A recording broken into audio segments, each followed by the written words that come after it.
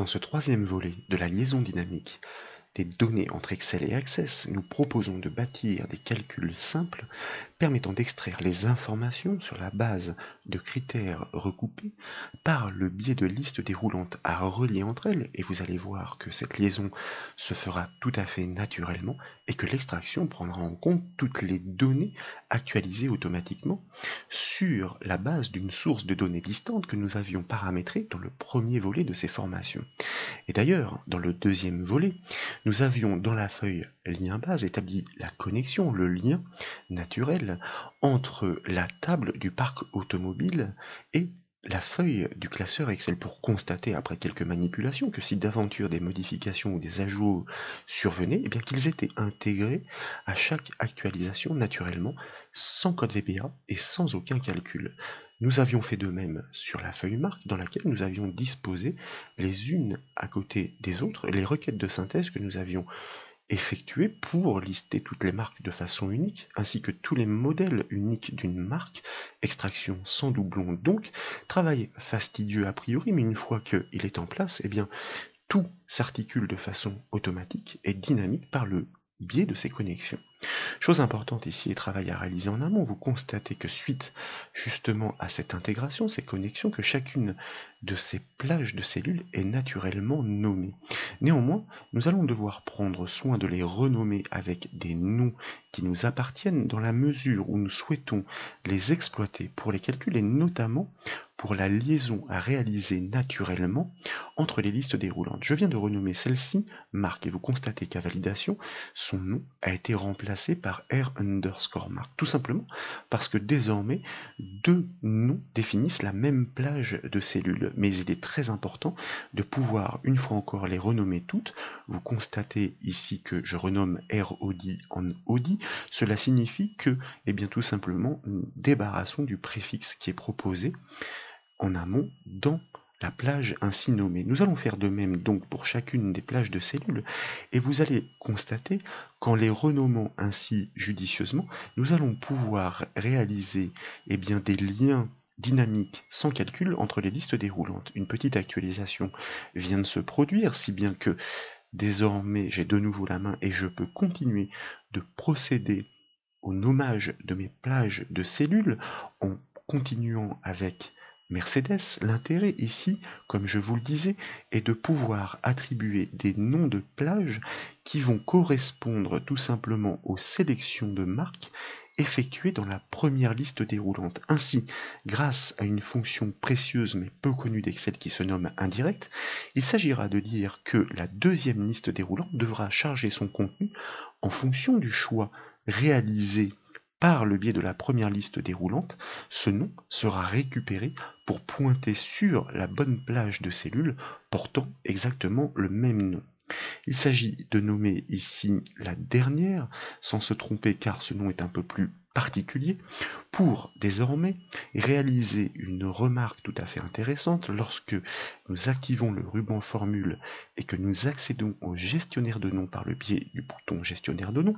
Vous remarquez en effet que l'ensemble des plages que nous avons ainsi nommées et paramétrées sont parfaitement listées dans ce gestionnaire de noms et correspondent exactement à la plage de cellules qui a été créée automatiquement par le biais de ces connexions avec des sources externes. Comme ces plages sont dynamiques, c'est-à-dire qu'elles sont susceptibles d'évoluer en fonction de leur contenu, de grossir, eh bien les plages que nous aurons bâties sur ces plages prédisposés évolueront de la même façon. Si bien que dans la foulée, très simplement, dans notre feuille extraire, nous pouvons commencer par créer notre première liste déroulante. Je vous rappelle que pour pouvoir créer ces listes de données, il s'agit en effet d'exploiter les noms que nous avons attribués à l'ensemble de nos plages de cellules. Rien de plus simple, puisque ainsi elles seront dynamiques. Il s'agit de sélectionner, comme vous le savez, la cellule dans laquelle nous devons créer cette liste déroulante, d'activer encore une fois le ruban données et dans la section outils de données de cliquer sur le bouton validation de données. Dans l'onglet options de la boîte de dialogue qui apparaît, nous allons autoriser simplement une liste pour émettre des restrictions et définir que cette liste n'est pas une plage de cellules stricte, Bien au contraire, il s'agit d'un nom de plage de cellules Marx, cette plage de cellules qui est censée évoluer en même temps que les données sont mises à jour. Nous validons par OK pour constater que instantanément notre liste déroulante a parfaitement été créée et bornée sur l'ensemble des marques qui sont proposées, et petit tour de passe-passe ici pour pouvoir relier ces listes déroulantes entre elles. L'objectif ici, par exemple, est de sélectionner la marque Peugeot et donc de ne proposer dans cette deuxième liste déroulante que les modèles de la marque Peugeot et ainsi de suite. Et bien pour ce faire, de nouveau, dans le ruban données, après avoir présélectionné la cellule concernée, nous cliquons sur le bouton validation de données. De nouveau, nous autorisons une liste, c'est-à-dire une restriction, mais cette fois-ci un tout petit calcul égale fonction, comme je vous le disais précédemment, indirecte, qui va désigner la cellule de la liste déroulante des marques que nous conservons figées. Ce n'est pas très important. Que signifie cette fonction indirecte? Eh bien tout simplement elle dit qu'elle va récupérer le nom sélectionné, le texte sélectionné dans la liste déroulante. Ce texte va être exploité comme un nom de plage de cellules pour essayer de trouver sa correspondance et donc charger en conséquence la liste déroulante de la plage ainsi désignée.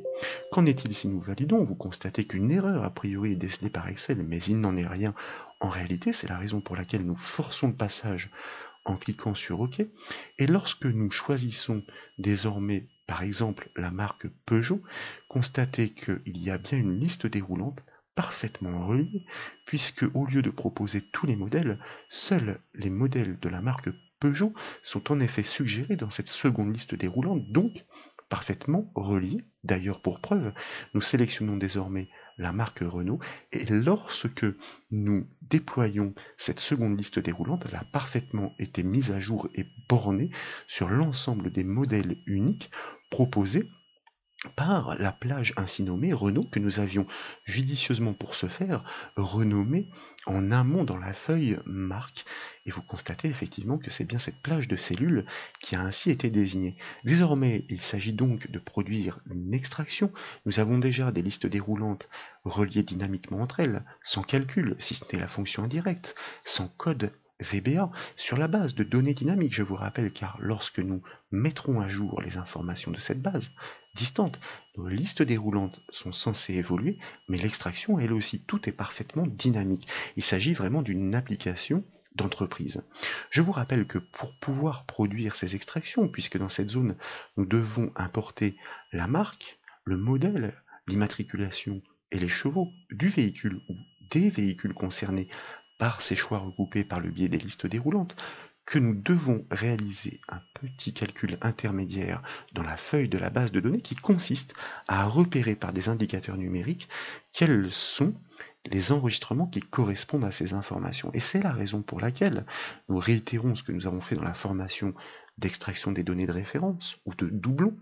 Nous exploitons une fonction si car l'objectif pour savoir si l'enregistrement en regard correspond est de recouper deux critères. En même temps, la marque doit correspondre à celui de la liste déroulante et le modèle à celui du choix de la seconde liste déroulante reliée. Pour cumuler des critères dans une zone de critères d'une fonction si, nous exploitons la fonction et qui de façon exclusive permet de les énumérer les uns à la suite des autres. En l'occurrence ici, si nous cliquons sur la première marque, constatez que Excel s'est attribué par le jeu des importations ces données, ces cellules et ces plages de cellules, si bien que nous remplaçons cette information par la référence stricte de la cellule que nous allons écrire directement à la main. B5, donc, qui doit être égal à quoi? Égal, eh bien, au choix réalisé dans la liste déroulante de la feuille extraire. Nous cliquons donc sur la feuille extraire. De fait, son préfixe apparaît dans la zone de la formule, égal au choix effectué par l'utilisateur en B5. Cellule que nous devons figer avec la touche F4 du clavier, ce qui a pour effet d'ajouter des dollars, de manière à ce qu'elle ne bouge pas, puisque lorsque nous allons répliquer ce calcul sur l'ensemble de la base de données, ce critère pour chacune des marques, chaque enregistrement, devra toujours être vérifié par rapport à cette cellule, toujours située en B5 et donc qui ne bouge pas. Et dans le même temps, comme je vous le disais, de retour sur la feuille lien base, eh bien, il faut s'assurer que le modèle est bien équivalent au choix dans la deuxième liste. Nous allons commencer par supprimer le préfixe de la feuille lien base, il n'est pas utile puisque notre calcul est écrit justement dans cette feuille. En revanche, nous conservons bien celui de la feuille extraire, qui est une autre feuille. Il s'agit de dessiner donc ici le modèle du premier enregistrement situé en cellule C5 qui doit être égal au choix effectué dans la feuille extraire, dans laquelle nous revenons par clic sur son onglet et nous désignons le choix réalisé dans la deuxième liste déroulante que nous figeons pour les mêmes raisons que précédemment. Nous fermons la parenthèse de la fonction et qui a fini l'énumération des deux critères qui doivent être vérifiés en même temps. Si la marque et le modèle correspondent en effet, nous souhaitons marquer chacun des enregistrements d'un numéro incrémenté. Nous avions exploité l'astuce de la fonction max, mais que nous devons justement utiliser sur la feuille lien base sur laquelle nous revenons, et pour les mêmes raisons que précédemment, commençons par supprimer son préfixe, même si il est possible qu'Excel l'ajoute de nouveau, max de la valeur sur la colonne en cours de progression au fur et à mesure que le calcul est répliqué. Nous cliquons donc sur la cellule située juste au-dessus, et puis nous enfonçons les deux points du clavier pour générer artificiellement une plage de cellules, car en l'occurrence il s'agit de la cellule F4 elle-même, et nous allons simplement figer la borne supérieure. Et puis tant qu'à faire, nous allons nous débarrasser du préfixe afin d'alléger la syntaxe, puisque la feuille lien base n'est pas nécessaire à rappeler dans la formulation. Pourquoi nous figeons la borne supérieure et non la borne inférieure? Quand le calcul sera répliqué, à chaque fois qu'un numéro sera trouvé, il sera incrémenté, puisque après la fonction max pour laquelle nous fermons la parenthèse, eh bien, nous ajoutons une unité, le 1 devient 2, le 2 devient 3, etc. Au fur et à mesure que la plage progresse vers le bas, le haut restant figé, c'est-à-dire au fur et à mesure que nous parcourons la hauteur de la base de données. Ça, c'est dans le cas où les deux critères correspondent. Dans le cas, en revanche, où les deux critères ne correspondent pas, sinon donc de la fonction ci, eh bien, deux guillemets pour conserver la cellule vide. Nous fermons la parenthèse de la fonction ci qui imbrique la fonction et, nous validons ce calcul par contrôle-entrée et constatez que comme nous sommes dans des plages de cellules qui ont été appropriées par Excel du fait de ces connexions entre les bases de données, eh bien, que le calcul a été automatiquement répliqué sur la hauteur de la base de données en mettant à jour, comme vous le remarquez, les références. Avons-nous ici une correspondance? Oui, il y en a une et une seule, puisque effectivement une marque avait été présélectionnée ainsi qu'un modèle. Qu'en est-il si par exemple nous choisissions ici la marque Peugeot, pourquoi pas, car il y a quelques modèles qui sont proposés avec le modèle 208. L'objectif est de pouvoir éventuellement extraire tous les modèles si d'aventure plusieurs sont proposés et remarquez que c'est le cas. Le premier est bien référencé, le deuxième modèle ici, il n'y en a pas d'autres vraisemblablement. Nous pourrions peut-être faire l'essai avec les 308 qui vraisemblablement sont plus nombreuses. Donc nous allons choisir ici le modèle 308, revenir sur notre feuille lien base et remarquer ici que chaque 308 effectivement est repéré par un numéro incrémenté. L'objectif donc pour l'extraction consiste désormais à pouvoir récupérer les informations de la marque, du modèle, de l'immatriculation des chevaux pour chaque numéro incrémenté. Nous allons donc exploiter les mêmes astuces que pour les extractions des formations précédentes, index equiv, sur la base d'un numéro incrémenté par le biais de la fonction ligne. C'est la raison pour laquelle nous patientons, puisque vraisemblablement il y a une actualisation en arrière-plan.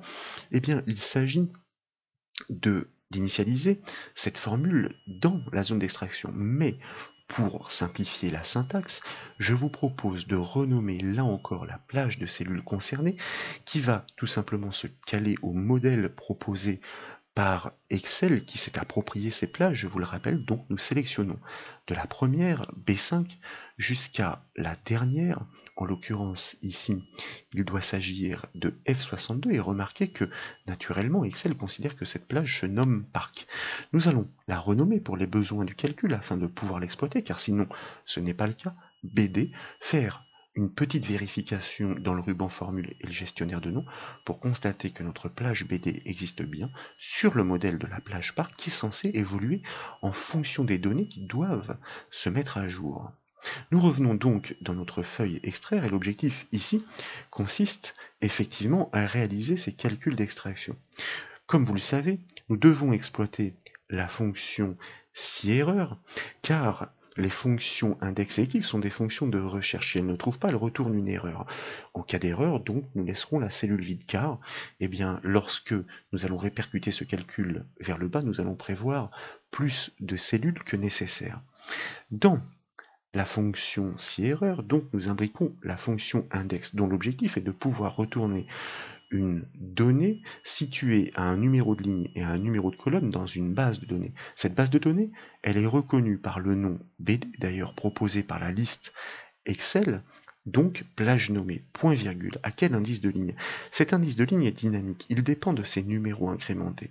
La fonction qui permet de les trouver, ou plutôt de les retourner, est la fonction équive, pour laquelle donc, eh bien, nous ouvrons la parenthèse afin de lui indiquer ce que nous cherchons pour trouver cet indice de ligne. Ce que nous cherchons, ce sont les numéros 1, 2, 3, etc. La fonction ligne, astuce que nous avions exploitée dans ces formations d'extraction, permet de retourner l'indice de ligne d'une cellule qui lui est passée en paramètre. Arbitrairement, nous choisissons la cellule A1 située sur l'indice de ligne 1, donc ligne va retourner dans un premier temps la ligne 1, numéro 1 à retrouver, puis en tirant la poignée, la 2, la 3, etc. Donc c'est parfait. Point virgule, à quel endroit nous recherchons cette information? Cette information se situe dans la feuille lien base, précisément dans la colonne F. Donc nous pouvons la désigner directement en cliquant sur son étiquette. Et constatez ici qu'une petite coquille se greffe puisque le préfixe de la feuille vient s'ajouter 2 fois de suite. Nous en supprimons un. Cette plage désignant l'ensemble de la colonne est parfaitement dynamique. Il s'agit ensuite d'indiquer à la fonction équive que nous souhaitons une recherche sur une correspondance exacte grâce au chiffre 0, comme l'indique la petite infobulle contextuelle. Nous fermons la parenthèse de la fonction équive et à ce stade, fort logiquement donc, eh bien, la fonction index sait dans quelle base de données rechercher, BD, d'ailleurs vous constatez qu'elle est surlignée de bleu, et nous connaissons l'indice de ligne du petit numéro incrémenté que nous recherchons. Il manque le numéro de colonne, point virgule. Le numéro de colonne, eh bien, tout dépend de l'information de champ que nous souhaitons rapatrier. Pour la marque, il s'agit de la première. Alors j'oubliais quand même une notion importante, donc j'enlève ce point virgule car ce n'est pas fini. L'indice de ligne, oui bien sûr, mais constatez que ce tableau commence à la ligne 4, c'est la raison pour laquelle nous allons lui soustraire à ce résultat de l'indice de ligne 4 unités de manière à faire correspondre bien le numéro incrémenté avec la ligne effectivement trouvée en relatif dans le tableau de recherche. Donc une fois effectivement que nous avons prélevé et retourné l'indice de ligne point virgule, l'information sur la marque se trouve en relatif en première colonne de ce tableau ainsi désigné. Nous sommes bien dans l'argument de l'indice de colonne de la fonction index, donc nous sommes censés avoir retourné toutes les informations. Nous fermons la parenthèse de la fonction index, bien entendu, et il s'agit désormais de pouvoir indiquer point virgule à la fonction si-erreur que si l'information n'est pas trouvée, et bien que nous devons conserver la cellule vide. C'est la raison pour laquelle nous inscrivons deux guillemets de suite, texte vide, et nous fermons la parenthèse de la fonction si-erreur. Par contre, petite modification importante afin de prévoir la réplication des autres formules sur la largeur de la zone d'extraction, je sélectionne les 2 points de ma colonne F, nous enfonçons la touche F4 du clavier afin de bien l'afficher, puisque lorsque nous allons les répliquer vers la droite, effectivement, ce numéro incrémenté devra toujours être trouvé sur, plutôt dans la colonne F. Nous pourrions de même figer la cellule A1, mais que nous partions de B1, C1, D1 ou autre n'a aucune incidence. Nous validons ce calcul, et bien sûr, après, le principe consiste tout simplement à réceptionner ce calcul que nous venons de réaliser, mais constatez qu'une petite requête est en train de s'effectuer en arrière-plan. Je serais d'ailleurs tenté de fermer la base de données, même si elle n'est pas ouverte en mode exclusif. Ce qui ne devrait donc pas gêner eh bien, cette mise à jour en arrière-plan. Comme je vous le disais, donc, il s'agit de répliquer ce calcul. Seule une information doit être mise à jour en ce qui concerne le modèle et constatez que j'effectue le copier-coller de barre de formule à barre de formule afin de ne pas modifier les références des cellules. Et donc, il s'agit effectivement ici de trouver l'information qui est située en colonne 2. C'est exactement le même calcul, c'est-à-dire le modèle correspondant. Et vous voyez que nous rapatrions bien le modèle 308, puis en colonne 3 pour l'immatriculation. Donc, nous collons de barre de formule à barre de formule, nous validons le calcul ainsi que les chevaux, information située dans la dernière colonne, c'est-à-dire la colonne 4, nous modifions cette information et nous obtenons effectivement la restitution et l'extraction de toutes les données en détail et bien des choix recoupés par le biais des listes déroulantes. Si bien que nous pourrions ensuite répliquer ce calcul. Les actualisations, je vous le rappelle, sont très fréquentes car pour les besoins de l'information, nous les avions réglées sur un laps de temps de 2 minutes afin de pouvoir constater bien, les mises à jour. Nous sélectionnons l'ensemble des calculs et nous répliquons bien, ces formules sur une plage suffisamment haute pour voir si, bien, vous le constatez, l'extraction est parfaite. Il y a en effet d'autres modèles qui sont ainsi proposés à l'extraction dynamique, chose que nous devons maintenant prouver. Dans les marques qui sont proposées, par exemple au niveau des modèles de Mercedes, nous avons la classe B, la classe C, mais par exemple, nous n'avons pas la classe A. Si bien que si nous sommes dans notre feuille d'extraction, que nous choisissons tout simplement la marque Mercedes et que nous voulions extraire toutes les classes A, comme il n'y en a pas, et bien forcément nous ne pouvons pas le faire. Et donc, sans effort de notre part, il s'agit désormais de constater que dans notre base de données, si nous créons ce véhicule, car il a été créé à distance sur le serveur hébergé, donc, eh bien nous allons double-cliquer sur notre formulaire, cliquer sur le bouton de création d'un nouveau véhicule, nous lui ajoutons une immatriculation arbitraire, par exemple YT 777 TT, et puis nous allons ici définir qu'il s'agit bien d'une Mercedes, que le modèle n'est pas connu encore puisqu'il n'a jamais été créé, donc nous allons le créer à la volée, car je vous rappelle que ces listes déroulantes que nous avions conçues et reliées par des requêtes dynamiques lors de la première formation Access, eh bien, ne limitez pas à la liste, donc permettez de créer des nouveaux modèles.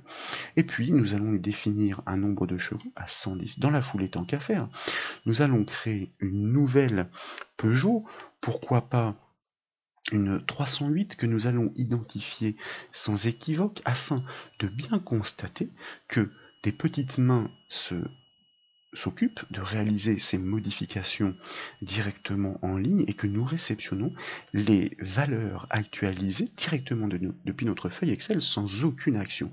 Et pour que effectivement ces informations soient flagrantes, mais je pense que nous avions limité la taille du champ à 3 caractères, la raison pour laquelle je ne peux pas en ajouter d'autres. Eh bien, nous allons tout simplement définir cette 308 avec 200 chevaux, comme ça nous la reconnaîtrons facilement par rapport aux autres. Il s'agit maintenant d'attendre les mises à jour, puisque forcément elles se proposent toutes les 2 minutes. Et vous allez constater que lorsque elles se réaliseront, alors je vois que la classe A, comme vous le remarquez, YT777TT, a déjà été incorporée par le biais de nos relations dynamiques, si bien que si nous allons dans notre feuille marque, nous constatons que le modèle classe A, effectivement, qui n'existe pas désormais, est bien pris en compte. Et comme cette plage est nommée et qu'elle a progressé, eh bien cela signifie que vraisemblablement, nos listes déroulantes conçues sur ces plages dynamiques, sans calcul, je vous le rappelle, devraient normalement les proposer dynamiquement, juste parce que des données en ligne ont ainsi été greffées. La dernière actualisation vient de se produire, donc il s'agit d'attendre un petit peu en ce qui concerne en effet la 308 à tester, mais tiens, nous allons redéfinir ici la marque sur Mercedes pour constater, regardez, que la classe A nous est bien proposée, et comme la classe A figure désormais dans la base de données car elle a été importée dynamiquement, notre calcul bâti sur une plage de cellules appropriée par Excel s'est répercuté sur une base de données qui a évolué d'une ligne et l'a intégrée instantanément sans que nous n'ayons rien eu à faire. Et bien désormais nous pouvons extraire et exploiter ces données. Donc application professionnelle complètement dynamique qui montre ici à quel point effectivement l'enjeu est important, et je vois qu'une actualisation est en cours, donc nous allons pouvoir vérifier si effectivement dans notre, regardez la base de données, notre 308 effectivement 2 minutes plus tard a bien été incorporé avec ces fameux 200 chevaux, et donc ici rien de nouveau puisque le modèle 308 existait déjà. En revanche, si désormais nous choisissions dans la première liste déroulante la marque Peugeot, je vous rappelle que nous n'avons fait aucun calcul entre temps, et que nous allons recouper avec le critère sur la 308, liste déroulante reliée entre elles, toutes les données précédentes sont extraites, ainsi que la nouvelle application donc complètement dynamique, pratiquement pas de calcul, donc extrêmement simple, juste grâce à la puissance des logiciels Excel et Access reliés entre eux par le biais des connexions que propose Excel, paramétrées, comme nous l'avons vu tout à l'heure grâce à leurs propriétés, sur leur minutage et leurs actualisations. Voilà, j'espère que cette formation sur la liaison dynamique des données entre un classeur Excel et une source de données externe distante vous a plu. Si c'est le cas, comme toujours, je compte sur vous pour mettre un petit j'aime à la vidéo. Et comme vous le savez, vous pouvez retrouver toutes les autres formations sur le site bombache.fr. Je vous remercie.